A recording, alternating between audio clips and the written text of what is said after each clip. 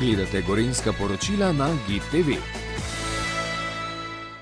Na Hrušici se je zbralo okoli 150 obiskovalcev, ki so s svojo prisotnostjo počastili spomin na dogajanje v vojnih dneh leta 1991.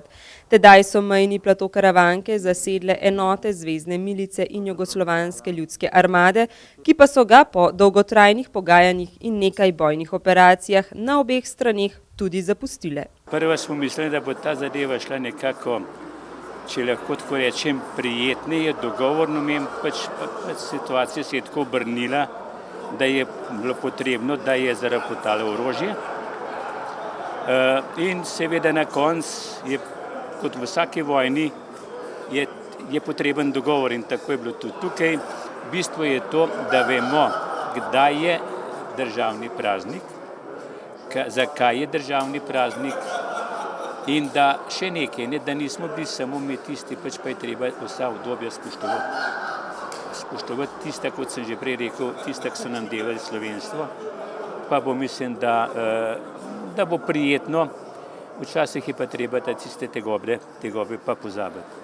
Zbrane na slovesnosti je pozdravil tudi župan Tomaž Tomencinger, ki je poudaril pomen prelomnega dogajanja ter spomnil na enotnost Slovenk in Slovencev v tistih nevarnih časih. Tukaj so se različni zgodovinski trenutki odvijali zelo hitro. Praktično ta prvo zajetje preko strani vojske in pa zveznih policistov, takratnih miličnikov in potem nekako umik z te lokacije, lahko rečem, da resnično pomembni dogodki.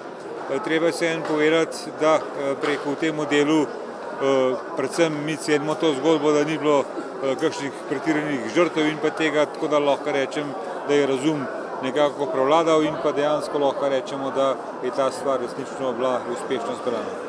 Pomemben del prireditve je bilo tudi razvitje praporja območnega združenja veteranov vojne za Slovenijo Jesenice, na katerega je župan Mencinger pripel trak. V našem združenju je tudi 7 občinskih odborov in je bila že dolgo časa taka tiha želja Jesenice, tudi jeseniški odbor mora tudi imeti svoj prapor.